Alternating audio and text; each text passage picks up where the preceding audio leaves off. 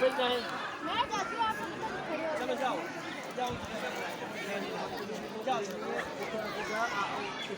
मेरे को ना दुकान में ना कोई बात आओ बताया इसमें ले जाओ मैं जाओ जाओ